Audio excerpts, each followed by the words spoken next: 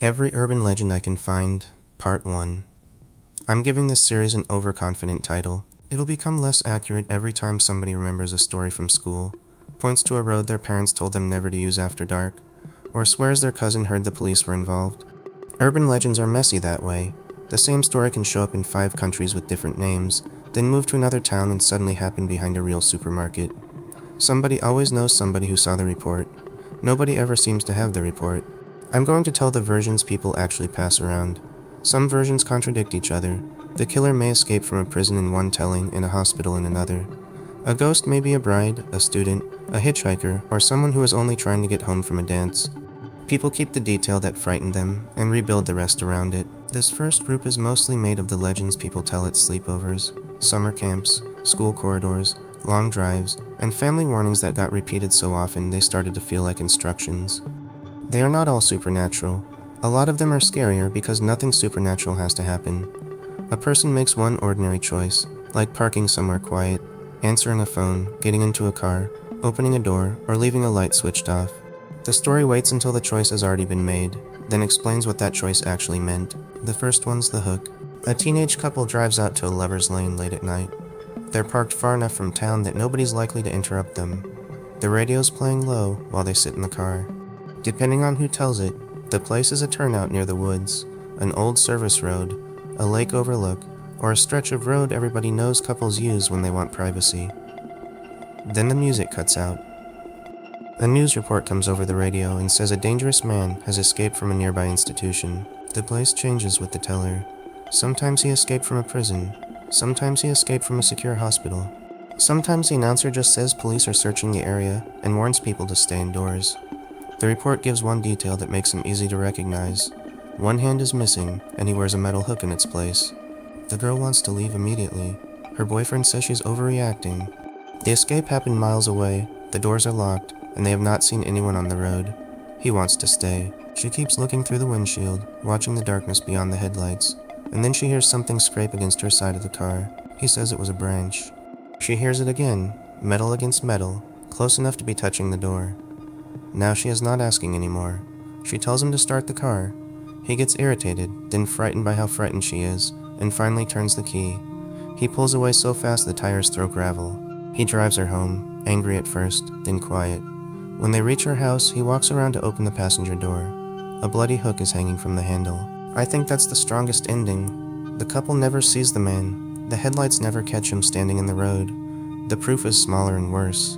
He was there. He was close enough to touch the car. If they had waited a few more seconds, the story would not be about the hook left behind. Other versions push the scene farther. Sometimes the hook scrapes along the roof before they drive away. Sometimes the boyfriend gets out to investigate and never comes back. Sometimes the girl sees a shape in the mirror just as the engine starts. The ending changes, but the structure stays the same.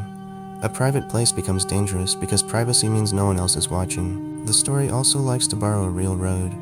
That's how a campfire story becomes the reason somebody watches the tree line while their parent drives them home. Older tellings often use psychiatric patients as shorthand for danger. That comes from the legend's dated prejudice, not from anything useful or fair about real patients. The hook is the actual engine of the story. It turns a person into a sound before he becomes proof. The couple gets lucky because the hook stays outside the car. The next story leaves the person outside hanging directly above it. This one's usually called the boyfriend's death. A couple is driving late at night when their car stops working on an empty road.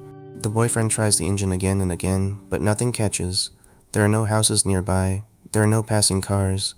He remembers a service station a few miles back, so he tells his girlfriend to lock the doors while he walks there to call for help. She does not want him to go, but the alternative is waiting in a dead car until morning. He promises he will be back soon. He steps into the dark and disappears down the road. An hour passes, then another. At first she tells herself he had to walk farther than he thought. Then she thinks maybe the station was closed. Then she begins imagining him injured on the shoulder of the road. The car is too quiet. Every time the wind moves, she hears the vehicle creak around her. Then she hears a soft scraping sound on the roof. It comes and goes. Scrape. Pause. Scrape. Pause. She assumes a branch must be hanging over the car, though she does not remember seeing a tree when they stopped. She tries not to think about it. She waits. The scraping continues until it stops feeling like a sound and starts feeling like part of the night. Eventually a police car arrives. An officer gets out and calls to her. He tells her to unlock the door and walk toward him slowly. He tells her not to look back. That is the worst possible thing to say, because now she knows there is something behind her worth not seeing. She steps out. The scraping continues over her head. She walks toward the officer. He keeps telling her to look at him. When she reaches the police car, she turns around. Her boyfriend is hanging from a tree over the vehicle. Each time the wind moves his body, his shoes drag across the roof. Some versions hang him from a sign, a bridge, or a power line. One especially nasty telling says the sound came from his fingernails because he was still alive for part of the night. The police may arrive by chance, or the girl may finally get the engine started and drive until she sees help. In a few versions, the killer is still nearby when the officer finds her. The sound is doing most of the work here. She treats it like an annoyance because she cannot imagine the real explanation.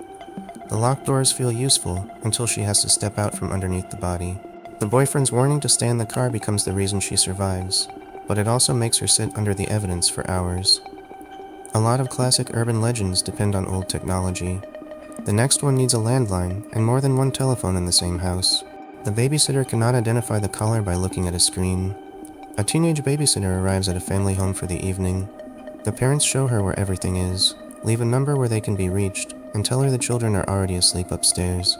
The house feels too large once they are gone. She watches television, maybe calls a friend, and keeps the volume low enough that she can still hear the children if they wake up. Then the telephone rings. A man's voice asks, "Have you checked the children?" He comes up. At first she thinks it is a prank. A few minutes later the phone rings again. The same voice asks the same question, "Have you checked the children?" The calls keep coming. Sometimes he laughs.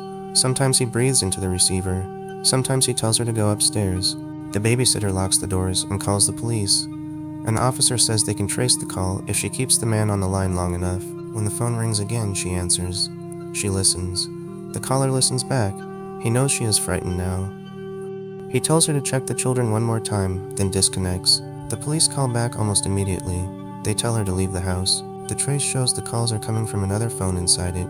In some versions, she gets out before the intruder comes downstairs. In others, she sees him at the top of the staircase. The children may still be alive, or the caller may have killed them before he made the first call. People usually call this the babysitter and the man upstairs, or the call is coming from inside the house. Knowing the twist does not ruin it, because the babysitter still thinks the locked front door is the line between her and the caller. He was already past it when the parents left. The house is not invaded during the story. It was invaded before the story began. Mobile phones made the old setup harder to use, so newer versions changed the method. The babysitter receives pictures taken inside the room.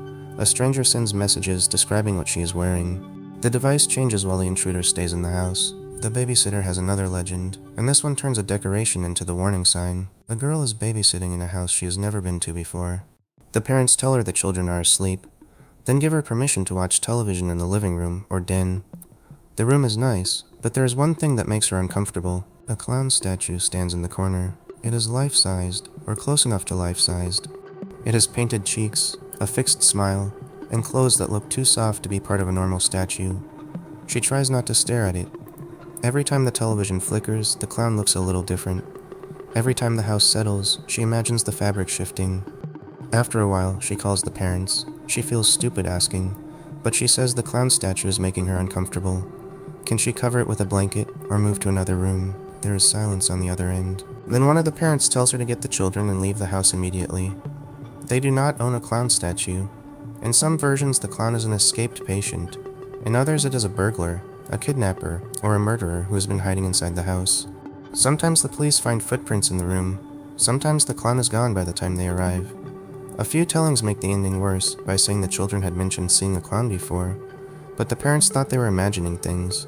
This one works because the babysitter notices the wrongness before she knows what it is. A statue should be harmless. A costume should be empty unless somebody is wearing it. The whole fear depends on that small hesitation people have when they see something human-shaped in a dark room and wait for their brain to confirm that it is not alive. College dormitories got their own version of the same fear. Two roommates have different plans for the night. One stays in to study, the other goes to a party or leaves on a date. Late that night, the second roommate comes back because she forgot something. The room is dark. She can see someone lying in the other bed. She leaves the light off because she does not want to wake her roommate. She moves quietly through the room, finds what she needs, and goes back out. When she returns the next morning, she finds the police waiting. Her roommate has been murdered, and a message covers the wall. Aren't you glad you didn't turn on the light? The killer was still in the room while she moved around in the dark. Sometimes she hears a noise and assumes her roommate rolled over. A few versions have her reach across the bed, which puts her hand within inches of the body. The message may be written in blood, lipstick, or marker. Some tellers put it on the mirror. Others put it over the bed so she cannot miss it. What gets me about this one is that the killer notices her and lets her leave. He waits quietly, then leaves the message so she knows exactly when she could have died. She survives because she was trying to avoid waking somebody. A polite little choice becomes the reason she never sees the danger standing beside her. The next bedroom story starts with a dog. A girl's home alone, and her dog sleeps under the bed. Whenever she gets nervous at night, she lowers her hand over the side of the mattress. The dog licks her fingers, which lets her know everything is fine. That night, she wakes up to a dripping sound. She reaches down and feels something lick her hand. The dripping continues, so she checks the clock and tries to sleep. When she reaches down again, she feels another lick. Eventually, the sound annoys her enough that she gets up to check the bathroom tap. Her dog is dead in the bathroom. Its body is hanging near the shower, and blood is dripping into the tub. Someone has written a message on the mirror. Humans can lick too. Some versions put the dog's body in a wardrobe or outside the room. Sometimes the message appears on the wall. Another version removes the body entirely. The girl's lying in bed when her dog walks into the room, and she realizes something else has been licking her hand. I think it is worse when the dog walks in because the story stops before she looks under the bed. Nobody has to describe what is waiting there. Anyone listening in a dark room will do that part themselves. People usually call this the licked hand, or humans can lick too. It spread especially well at sleepovers because the listener was already near the edge of a mattress. Dogs get another urban legend where the pet is not the victim, at least not in the same way. In The Choking Doberman, a woman comes home and finds her dog gasping and struggling to breathe. The dog is a Doberman in the famous version, but the breed changes. What matters is that it is large enough to be protective, and the owner loves it enough to panic. She rushes the dog to the veterinarian. The vet takes one look and tells her to leave the animal there. A little while later, the vet calls her at home and tells her to get out of the house immediately. The dog was choking on human fingers. Police search the house and find an intruder hiding inside, missing several fingers from one hand. This one has a satisfying shape because the thing that looks like an emergency turns out to be evidence. The dog was not randomly sick. It had already defended the house before anyone knew there was danger. The owner almost returns to the same house where the injured intruder is still waiting. Some versions put the woman alone in an apartment. Others make the intruder a burglar, an escaped criminal, or someone who had been stalking her. The vet becomes the person who understands the clue before the victim does. He is not just treating the dog. He is reading the story backward from the object caught in its throat. Cars produce more urban legends than almost any other ordinary place. They give you locks and speed, which feels safe, while leaving several spaces you cannot see without turning around.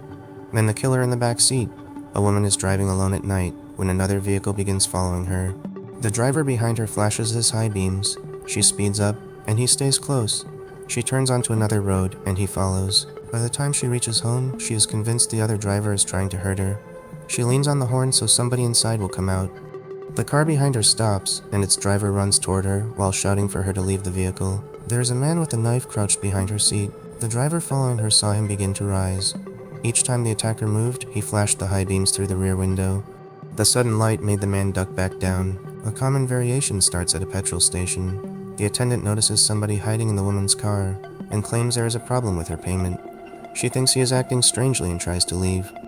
He keeps insisting that she come inside because he cannot warn her while the hidden man is listening. The whole trick is that the woman is afraid of the only person trying to keep her alive. The driver looks dangerous because he follows every turn.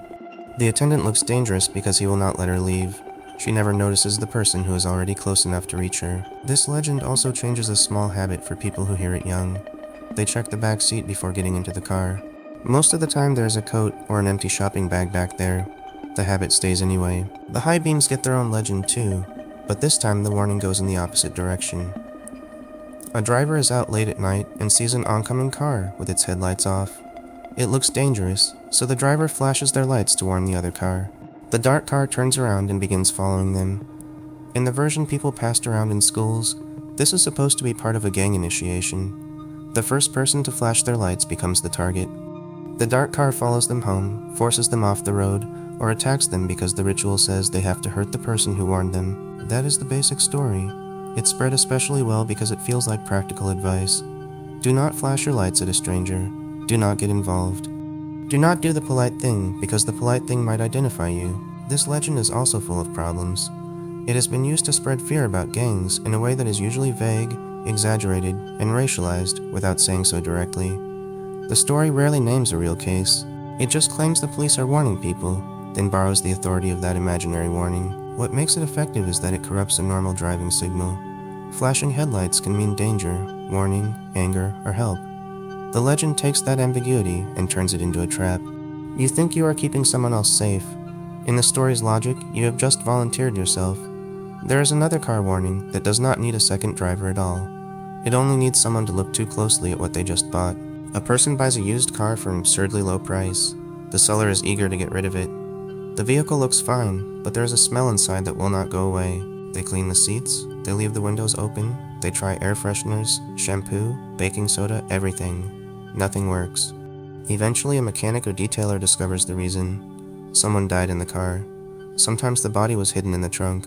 Sometimes the previous owner died in the driver's seat and was not found for days.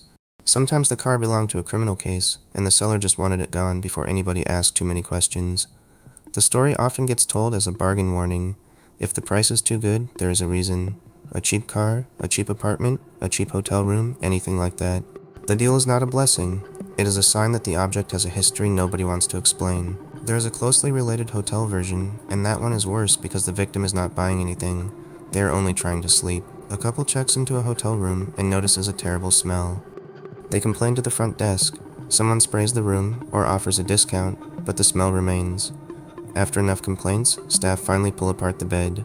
There is a body hidden inside the mattress or under the bed frame. Some versions use a water bed. Some put the body in the wall, the ceiling, or a box spring.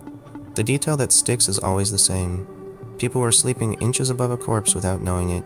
This one became one of those legends that feels too practical to be dismissed, because hotel rooms already carry the discomfort of other people's lives. You know strangers slept there before you. The bed is clean because someone says it is clean.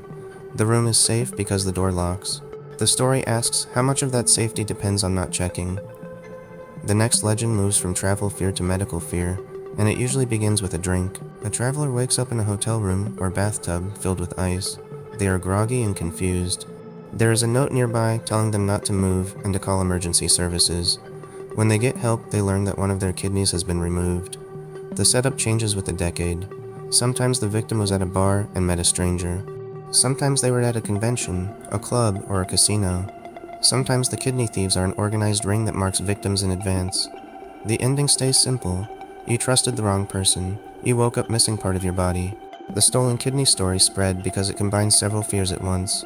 Fear of strangers, fear of hospitals, fear of waking up from anesthesia, fear that your body has a market value separate from you. It is not just that someone hurt you, it is that someone treated you as spare parts. It also feels modern, in a way older campfire legends do not. The hook needs a radio and a lonely road. The kidney theft legend needs hotels, nightlife, medical equipment, and a world where people have heard enough about organ transplants to imagine a criminal version.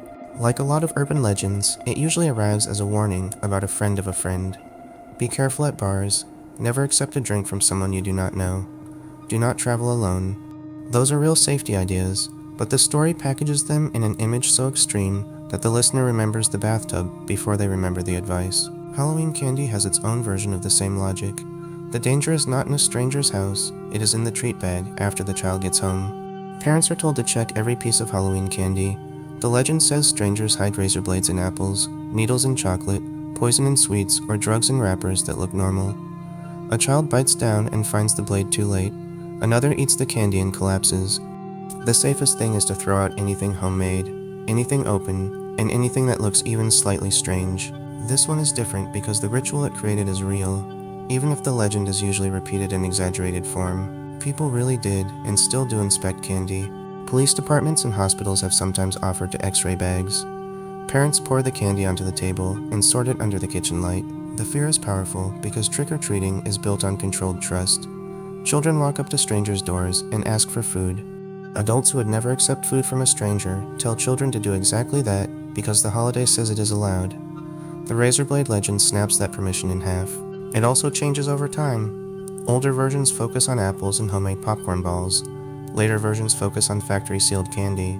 More recent versions claim dangerous drugs are being disguised as sweets. The object changes to match whatever adults already fear. The structure stays the same. The danger comes home in the child's hand. Another school warning legend uses the same parental fear but changes the object from candy to a sticker. A notice supposedly goes around warning parents about temporary tattoos or small paper tabs being handed to children. The designs are stars, cartoon characters, or colorful shapes. The warning says they are laced with LSD or some other dangerous drug. A child touches one, puts it on their skin, or licks it like a stamp, and the drug enters their body. This is often called the blue star tattoo legend, because one version focused on small blue star designs. The details change depending on what adults are afraid children will be offered. Stickers, stamps, decals, candy wrappers, or cartoon papers all become suspicious. The warning usually claims schools, police, or hospitals are alerting parents, but it rarely gives a verifiable case. The story works because it turns a child's ordinary attraction to bright objects into a vulnerability. A kid does not need to make a knowingly dangerous choice. They only have to accept something cute. It also shows how urban legends borrow authority. The message sounds official. It may be photocopied, forwarded, or shared as if it came from a police department. That shape matters. A plain rumor says, "Be scared." An official-looking warning says, "Responsible people are already scared, and you should catch up." Like the Halloween candy legend, this one is less about the exact object and more about contamination. Something made for children, or at least made to look child-friendly, has been secretly turned into a weapon. There is another warning about accepting something beautiful from the wrong place. In The Poison Dress, a young woman needs a gown for a dance, party, or formal event. She finds a beautiful dress at a second-hand shop. It fits perfectly, and it is cheaper than it should be. She wears it to the event and feels faint. By the end of the night, she is seriously ill. In the darkest versions, she dies. Afterward, people discover the dress was taken from a corpse. Sometimes it had been stolen from a funeral home. Sometimes it had been sold by someone who did not know. The fabric was contaminated with embalming fluid or chemicals from the body. The girl wore it against her skin for hours, and the poison seeped into her. The details do not work cleanly, but the image is strong. A dress meant to make someone look alive is secretly connected to the dead. The girl thinks she is borrowing glamour, and ends up borrowing a corpse's last outfit. The story has the same moral pressure as the fatal hairdo, which comes later. It punishes vanity, or at least the desire to look impressive. It also reflects a fear of second-hand objects. Who owned this before me? Why did they give it up? What did this fabric touch before it touched my skin? Once you hear that kind of story, thrift stores and costume racks feel different for a while. Not because the story is likely, but because clothes sit close to the body.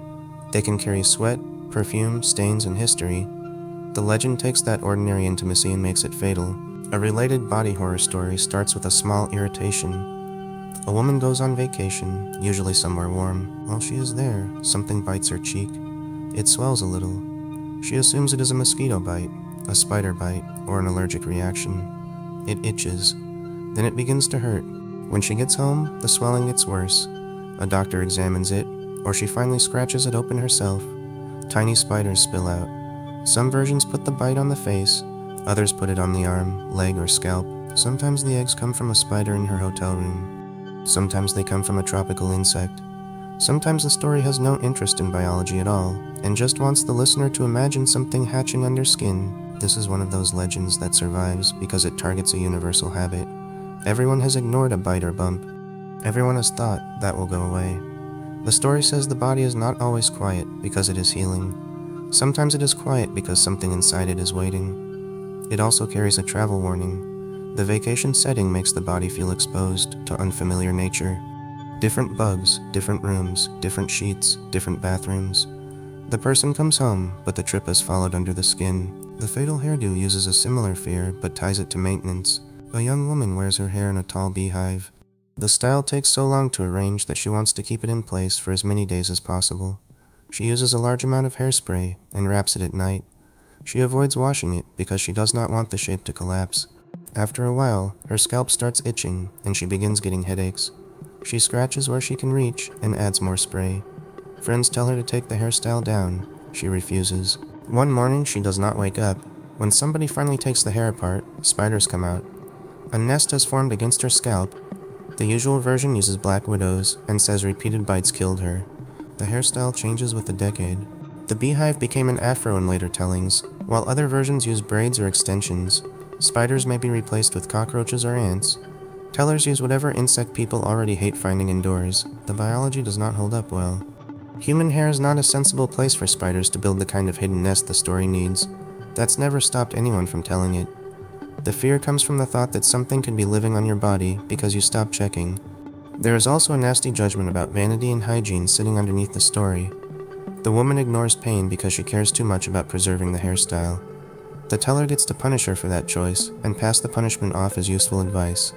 Not every legend in this group is about a single victim. Some are about a whole city pretending not to know what is under it. The sewer alligator legend says people bought baby alligators as pets, then flushed them when they got too large or too frightening.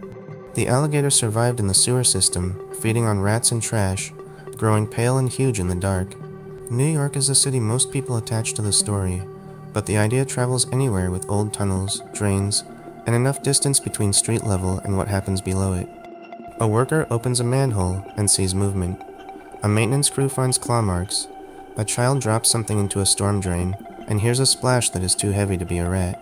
This legend is not frightening in the same way as The Hook. It is not about a person hiding outside your car. It is about the city having a hidden ecosystem. The streets look organized, the traffic lights work, people buy coffee and go to offices. Underneath, according to the legend, something prehistoric is living off waste. There is also a guilt story underneath it. People bought an exotic animal because it was small and interesting, then threw it away when it became inconvenient.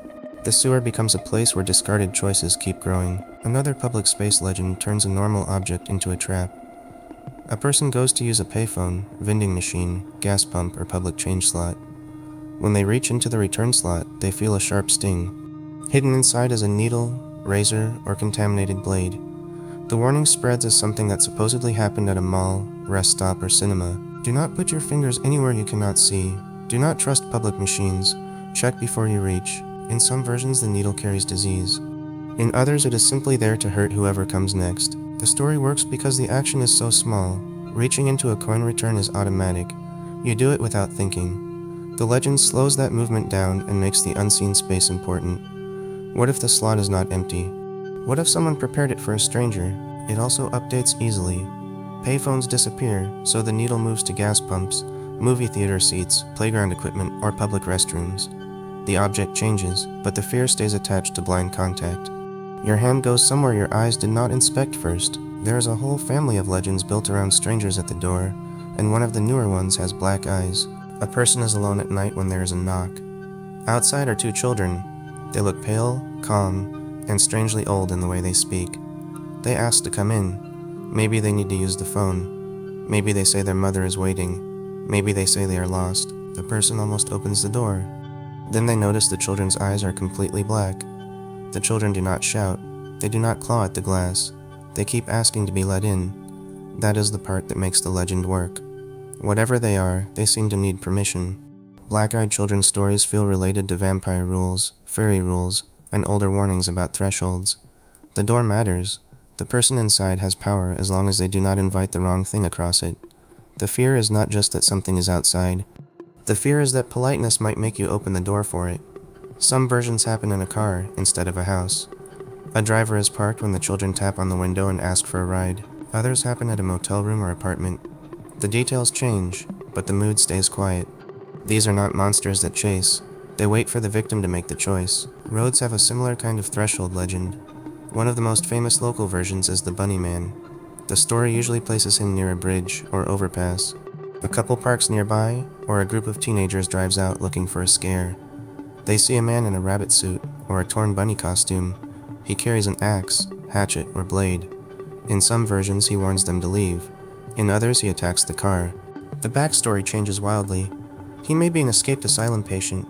He may be a killer who murdered other patients after a transport crash. He may be a man who lost his family and now haunts the bridge. The costume is the detail that survives every retelling because it is ridiculous and frightening at the same time. A rabbit costume should belong to a holiday, a mascot, or a children's performance. Put it under a bridge at night and it becomes wrong before anything happens. The silliness makes it worse because the brain cannot place it. A masked man with a knife is frightening. A man in a bunny suit with an axe is frightening, in a way that feels like a broken rule. The Bunny Man also shows how urban legends attach themselves to specific landmarks. Once a bridge has a name, people can drive there. Once people drive there, they make new stories just by scaring themselves in the right place. A legend with a location becomes an activity. The best-known road ghost tells a much quieter story. A driver sees a young woman standing beside the road at night. It may be raining, or the weather is cold enough that leaving her there feels cruel. He offers her a lift, and she gives him an address. She sits in the back seat, and may talk a little during the drive. Some versions make her almost completely silent. When he reaches the house, he turns around to tell her they have arrived. The seat is empty. He knocks on the door and explains what happened. An older person answers, usually one of the girl's parents. The driver describes his passenger, and the person at the door recognizes her. She died years earlier on the same road. That's the basic Vanishing Hitchhiker story, and it comes in an enormous number of local versions. The passenger may be coming home from a dance. She may ask to be taken to a cemetery instead of a house. Sometimes the driver gives her a coat, then finds it folded across her grave. A few versions let her deliver a warning before she disappears. She predicts a storm or tells the driver to avoid a bridge. Other tellings have her appear on the anniversary of the crash and ask to visit the same address each time. Chicago has Resurrection Mary. Many other places have a named woman tied to a real road or cemetery. Some versions connect her to a dance hall.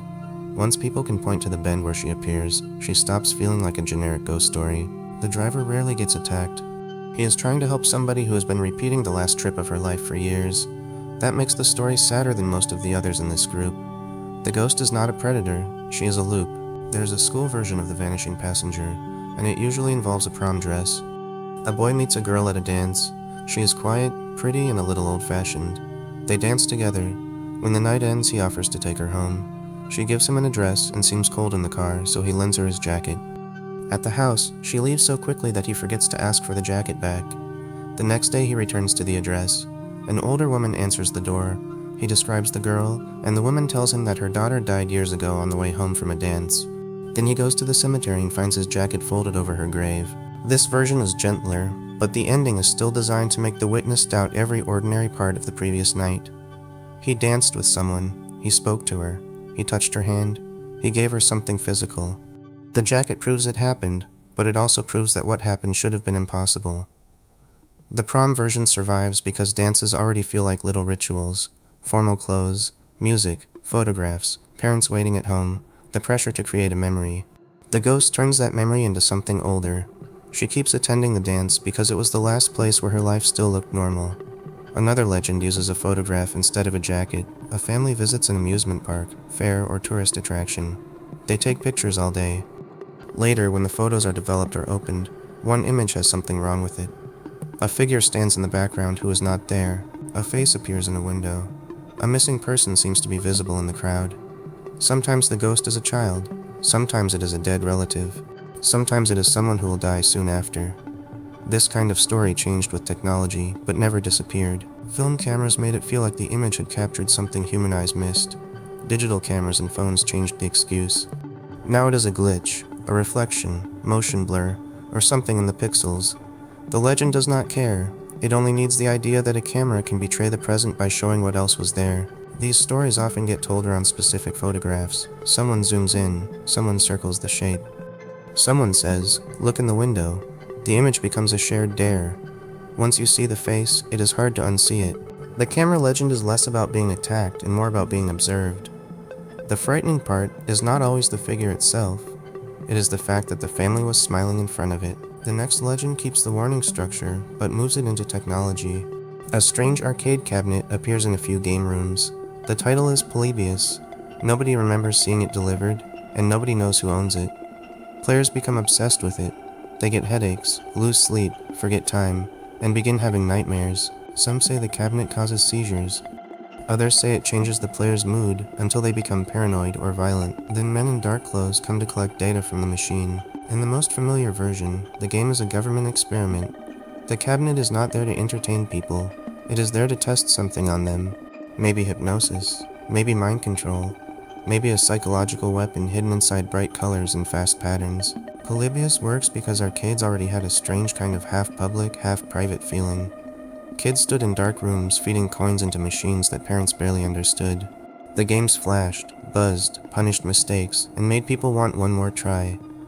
The legend takes that real obsession and asks what would happen if the machine wanted something back. It is also a good example of how urban legends keep changing with the machines around them. Older stories warn you about cars, telephones, and dark rooms.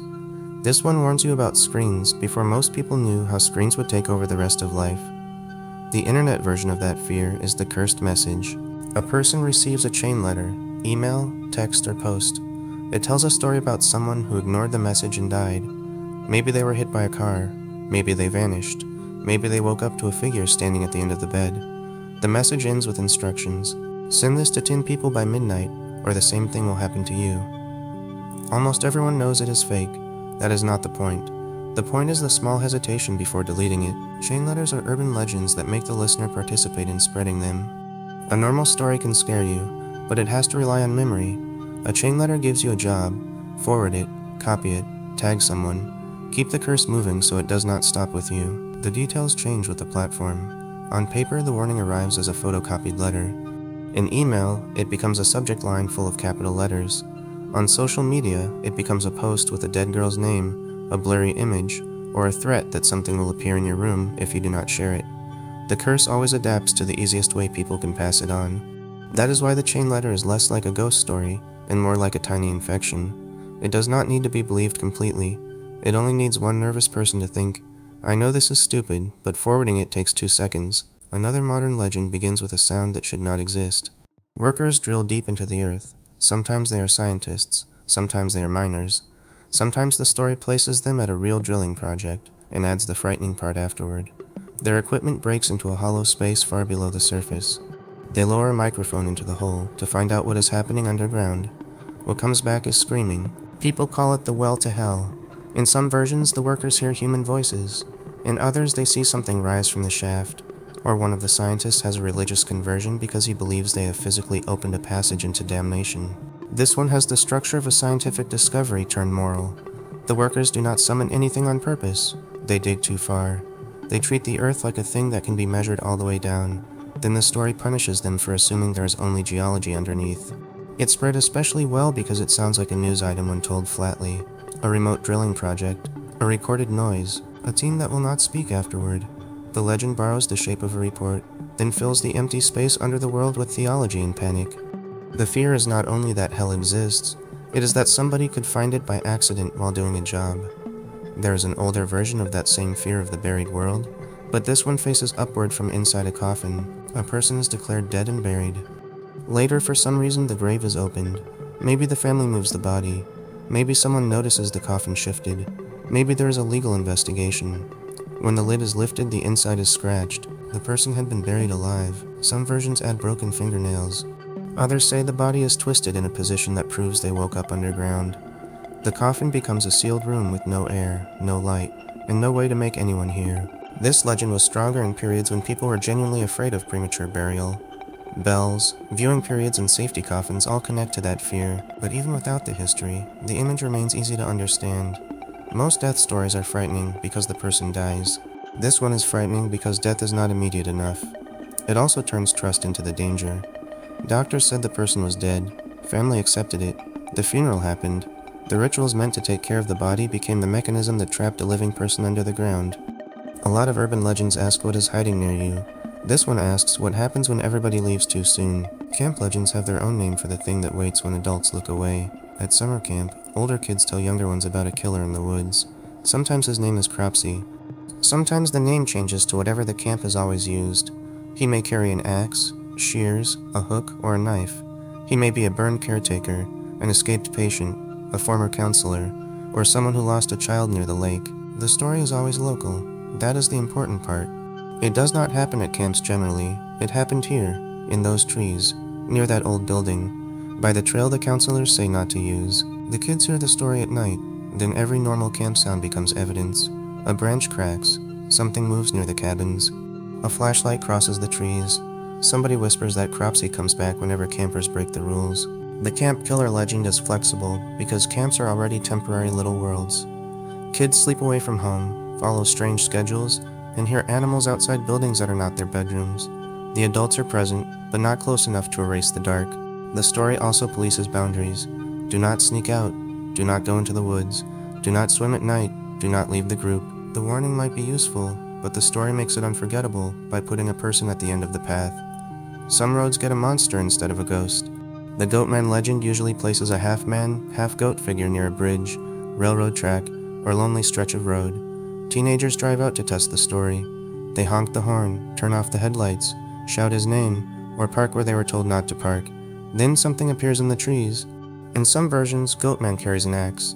In others, he leaps onto the car, scratches the doors, or chases the teenagers until they speed away. A few tellings make him the result of an experiment, a curse, or a tragic accident. Others do not explain him at all. Goatman stories overlap with The Hook, The Bunny Man, and Vanishing road ghosts, but the monster shape changes the mood. The danger is not only human and not only supernatural, it is something in between.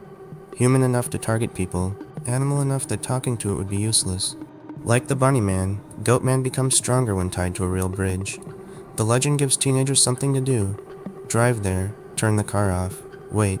The story may not need to happen because the dare itself creates the fear. Every sound outside the car becomes part of the legend. Another travel legend begins at a hotel desk. A mother and daughter check into a hotel while traveling. The mother becomes sick soon after they arrive. The staff send for a doctor, or tell the daughter to go across town for medicine. When she returns, the room is gone. Not empty, gone. The clerk says no one by her mother's name ever checked in. The room number does not match. The furniture has been changed.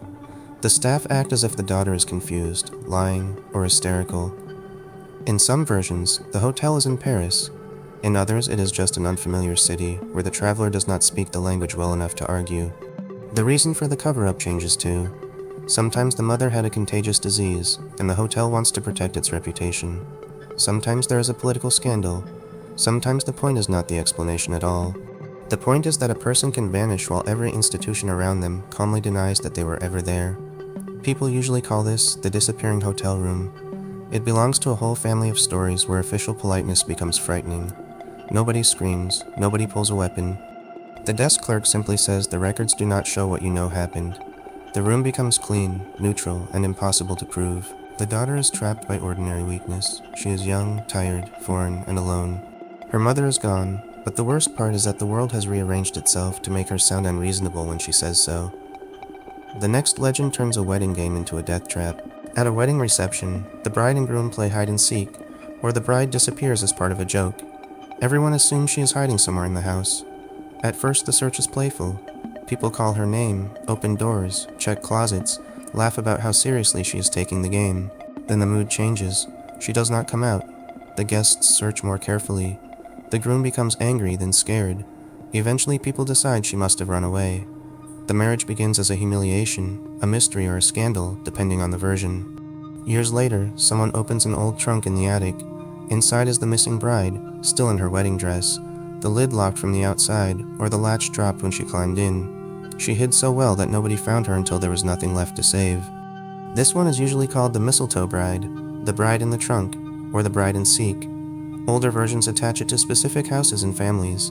Newer tellings move it anywhere large enough to have an attic, storage room, or forgotten chest. The horror comes from how small the mistake is. She is not murdered in most versions. No ghost drags her into the trunk. She chooses the hiding place herself because she trusts that somebody will keep looking. Then the search ends too early. That is what makes it such a clean urban legend. It turns a social ritual into a mechanical problem. A wedding depends on everyone watching the bride. The story finds the one moment when everyone stops seeing her and never lets her return. Another old warning story uses an animal, but the real fear is the household not understanding what it brought inside. A traveler finds a small, sick animal while on vacation. It looks like a strange little dog, or at least close enough to one that the traveler feels sorry for it. They take it back to the hotel, feed it, clean it, and decide to keep it. In some versions, they smuggle it home. In others, they ask a veterinarian to examine it before the trip continues. The veterinarian gives the answer the story has been building toward. It is not a dog. Depending on the version, it is a rat, a wild animal, or something diseased enough that keeping it in the room was dangerous. The exact animal changes with the fear of the teller. The structure stays the same. A tourist mistakes pity for knowledge and brings the wrong thing into the place where they sleep. This legend is often called the Mexican pet, though that title points to the uglier part of its history. Many versions depend on fear of foreign places, foreign animals, and travelers who do not understand the country they are visiting. The better way to tell it is not as a lesson about a place. It is a story about misplaced certainty. The traveler sees one familiar shape and builds a whole safe explanation around it. Urban legends love that mistake. Something looks like a dog, a statue, a branch, a coat, a friend, or a normal room. The story waits for somebody to act on the wrong category. The next legend became a warning about appliances, carelessness, and instructions nobody should need. Someone bathes a small pet. Usually it is a dog, sometimes it is a cat. The pet is wet and shivering, and the owner wants to dry it quickly. They put it in a microwave. The ending is exactly as bad as the setup promises. This story is often told as if it were a true lawsuit. The owner supposedly sued the appliance company because the manual did not say not to put a living animal inside. The lawsuit detail gives the story a second target. It is not only warning about cruelty or stupidity, it is also complaining about a world where companies have to write instructions for every possible misuse. The legal part is doing more work than the animal part. Without it, the story is only a grotesque anecdote. With it, the teller gets to say something about modern life, personal responsibility, warning labels, and blame. That is why the story keeps returning whenever people talk about absurd lawsuits. It is also why the details rarely need to be specific. The pet changes, the owner changes. The appliance brand does not matter. The legend only needs a home, an ordinary machine, and a decision so wrong that the listener repeats it, just to ask how anyone could be that careless. Another car legend does not ask you to fear the person on the roadside. It asks you to fear the car itself. In parts of Eastern Europe, one version centers on the Black Volga. Children are warned about a dark car that drives through town looking for victims. Sometimes the windows are covered. Sometimes the car has curtains. Sometimes the driver is a criminal, a government agent, a cultist, or something not human at all. The vehicle pulls up, a door opens, and the person who gets inside is not seen again. Other places have their own version: a white van, a black car, a vehicle with no license plate, a stranger offering candy, money, a ride, or help finding a lost pet. The shape changes, but the lesson stays obvious enough that adults do not have to explain it for very long. Do not get in the car. The Black Volga works because a car can be both ordinary and private. It moves through public streets, then becomes a sealed room as soon as the door shuts. The legend gives fear a color, a make, a rumor, and a route. Children do not need to understand crime statistics to remember that a certain car means danger. That kind of legend also shows how a local warning can become a traveling template. Every town can replace the car with its own vehicle. Every generation can update the threat. The story survives because the basic image is simple. A door opens where it should not, and somebody disappears into traffic. One last legend for this part lives between older folklore and newer internet horror. A tall, thin figure appears near woods, playgrounds, schoolyards, or the edge of a photograph. He wears a dark suit. His face is blank or wrong. Children notice him first. Adults either do not see him or see him too late. The more someone pays attention to him, the closer he seems to get. This is the shape most people recognize as Slender Man. Unlike the older legends in this episode, he has a traceable modern origin in online image manipulation and collaborative horror writing, but he behaves like an urban legend because people retold him as if he had always been waiting in the trees. Fake photographs, invented witness accounts, forum posts, games, and videos gave him the same treatment older legends got from schoolyards and campfires. The fear is not complicated. He is the adult shape without the adult face. He stands at the distance where you can tell something is wrong, but not close enough to explain it. He is also a modern version of a very old warning. Do not follow strange figures into the woods. Do not trust the thing that waits where adults are not watching. Slender Man also marks a change in how legends spread.